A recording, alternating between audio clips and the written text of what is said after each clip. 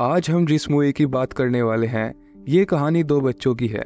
इसमें दिखाया गया है कि कैसे जंग छिड़ने के कारण दोनों की जिंदगी कितनी मुश्किल हो जाती है और उन्हें कितनी परेशानियों का सामना करना पड़ता है। फिल्म शुरू होती है और हम देखते हैं कि चारों तरफ एयर स्ट्राइक हो रही है। लोग अपने अपने घरों से निकलकर शेल्टर की ओर जा रहे हैं। तभी बच्चों की मम्मी कहती है कि अब हमें चलना चाहिए और शेल्टर में जाकर छिप जाना चाहिए। सहायता सभी कीमती सामान जमीन में दबाकर अपनी छोटी बहन सेत्सुको को लेकर शेल्टर की ओर भागने लगता है, मगर तभी एयर स्ट्राइक होने लगती है जिससे गांव के सभी लोग भागने लगते हैं और सहायता भी भागने लगता है। लेकिन हमले से बचते बचते सहायता शेल्टर के बजाय गांव से बाहर पहुंच जाता है। थोड़ी देर बाद एयर स्ट्राइक रुक जाती है। सेत्सुको बहुत डरी हुई होती है और सहायता से पूछती है कि मम्मी कहाँ है। इस पर सहायता कहता है कि वह शेल्टर के अंदर होंगी जो 250 किलो बम को भी आसानी से झेल सकता है। सहायता कहता है कि शायद मम्मी निप्पॉन मात्सु स्टेशन पर मिलेंगी, हम उनसे वहीं पर मिल लेंगे, मगर अभी आराम कर लेते हैं। तभी बारिश होने लगती है। सहायता सेत्सुको को लेकर घर की ओर चलने लगता है, मगर वो देखता है कि पूरा गांव तबाह हो चुका है। थोड़ी देर बाद अनाउंसमेंट होती है कि सभी के रहने का इंतजाम एलिमेंट्री स्कूल में किया गया है। तभी सहायता कहता है कि हमें भी वहीं पर चलना चाहिए। सेत्सुको पूछती है कि क्या मम्मी भी वहीं पर मिलेंगी। इस पर सहायता हाँ कहता है। इसके बाद हम देखते हैं कि सहायता को पता चलता है कि उसकी माँ बहुत जख्मी है। वो सेत्सुको को बिना बताए अपनी माँ को देखने जाता है। डॉक्टर उसे उसकी माँ के पास ले जाते हैं और कहते हैं कि इन्हें जल्द ही अस्पताल ले जाना होगा, मगर बमबारी के कारण सभी अस्पताल बर्बाद हो चुके होंगे। तभी सहायता कहता है कि मेरी माँ को दिल की बीमारी है, क्या आप उसकी दवाई दे सकते हैं।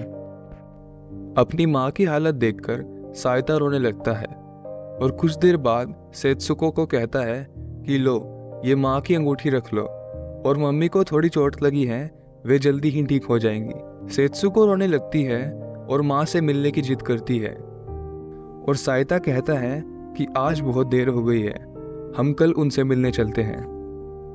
अगले दिन हम देखते हैं कि सहायता की माँ मर चुकी हैं और सहायता बिना सेत्सुको को बताए उनका अंतिम संस्कार कर देता है। इसके बाद दोनों भाई बहन अपनी आंटी के यहाँ रहने चले जाते हैं। वहाँ पहुँचने पर आंटी उनसे पूछती हैं कि क्या तुम्हारी माँ अभी भी हॉस्पिटल में है, और कहती हैं कि शुक्र है कि तुम्हारे पापा आर्मी में हैं, इसलिए तुम्हें यहाँ आने के लिए ट्रक मिल गया।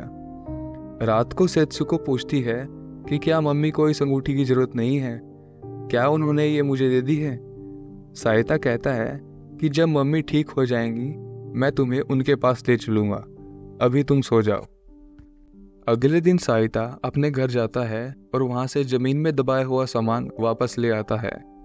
वहाँ उसे मीठी कैंडी मिलती है जो सेत्सुको की होती है। वो उन्हें देखकर बहुत खुश हो जाता है। आंटी खाने का बहुत सारा सामान देखकर बहुत खुश होती हैं और सहायता से पूछती हैं कि तुम्हारी माँ हॉस्पिटल में ही है ना, मुझे उससे मिलना है, मैं सेत्सुको को भी अपने साथ ले चलूँगी। इस पर सहायता कहता है कि मम्मी ने स्कूल में ही दम तोड़ दिया था। आंटी कहती हैं कि तुमने ये बात मुझे पहले क्यों नहीं बताई। सहायता कहता है ताकि सेत्सुको को पता ना चले। आंटी कहती हैं कि ठीक है, और ये बात तुम खत लिखकर अपने पिता को बता दो। इसके बाद दोनों भाई बहन रात को बाहर घूमने जाते हैं। वहाँ सेत्सुको जुगनू यानी फायरफ्लाइज देखती है और उनके साथ खेलने लगती है। तभी सहायता कहता है कि अपनी आंखें बंद करो और मुंह खोलो। सहायता अपनी जेब से मीठी कैंडी निकालकर सेत्सुको के मुंह में डाल देता है। सेत्सुको कैंडी से बहुत खुश होती है और मस्ती से उछलने लगती है। अगले सीन में हम देखते हैं कि सब खाना खा रहे हैं। आंटी सबको अच्छा खाना देती है, मगर सहायता को सिर्फ चावल का पानी देती है। ये देखकर सहायता बहुत दुखी होता है। तभी सायरन बजता है और सभी लोग शेल्टर में चले जाते हैं। सेत्सुको कहती है कि मुझे शेल्टर से नफरत है। अगले दिन सहायता सेत्सुको को बीच पर ले जाता है। वहाँ दोनों भाई बहन खूब मस्ती करते हैं। सहायता कहता है कि मैं तुम्हें तैरना सिखाऊंगा। वे दोनों बहुत खुश होते हैं।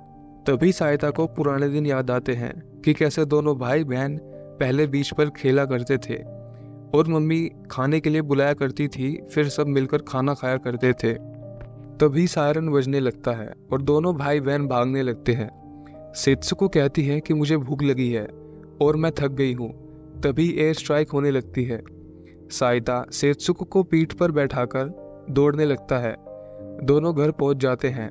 घर पर आंटी कहती हैं कि अब जब तुम्हारी माँ नहीं रही तो उनके कपड़ों का क्या करोगे। इनके बदले एक बोरी चावल ले लेते हैं। ये देखकर सेत्सुको रोने लगती है और मम्मी के कपड़े ले जाने से मना करती है, मगर साइता उसे रोक लेता है। अगले दिन सब अच्छा खाना खाते हैं, मगर फिर आंटी दोनों को चावल का पानी देने लगती है। सेत्सुको कहती है कि मुझे नहीं खाना।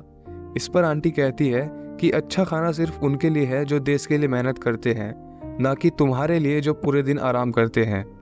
आंटी कहती हैं कि साइता, तुम हमेशा चावल तो मांगते हो, कभी कुछ कमा कर बिलाते हो। सेत्सुको कहती है मगर ये चावल तो हमारे हैं। इस पर आंटी कहती है हमने तुम्हें अपने घर में रहने दिया और खाना दिया, मगर अब से तुम अपना खाना खुद बनाओगे। अगले दिन साइता बैंक जाता है और मम्मी के अकाउंट से पैसे निकाल कर लाता है और उन पैसों से साइता खाने का सामान खरीदता है। उस दिन दोनों भाई बहन पेट भरकर खाना खाते हैं। आगे हम देखते हैं कि सेत्सुको की सारी कैंडी खत्म हो चुकी है, तो साइता कैंडी बॉक्स में पानी डालकर सेत्सुको को देता है।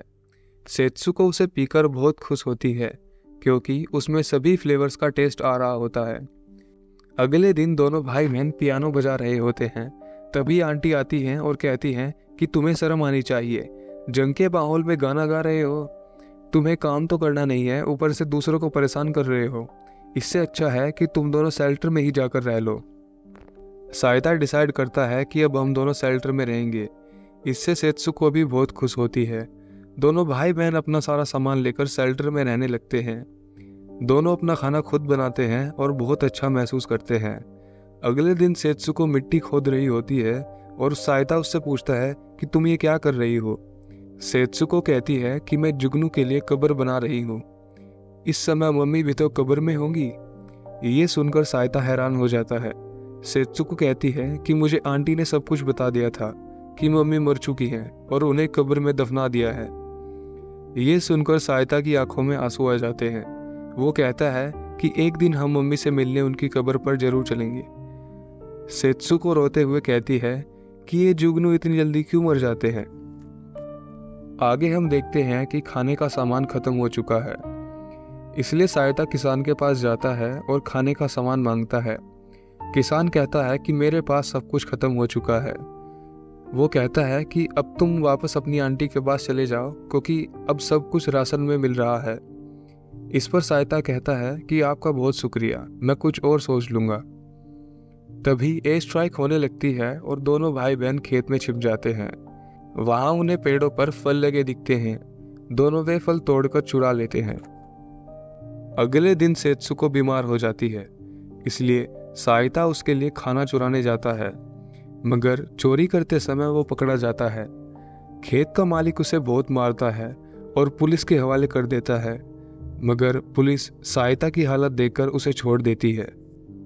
अपने भाई की बुरी हालत देखकर सेत्सुको साइता से कहती है कि आपको बहुत दर्द हो रहा होगा ना, मैं किसी डॉक्टर को बुलाऊं। ये सुनकर साइता की आंखों में आंसू आ जाते हैं।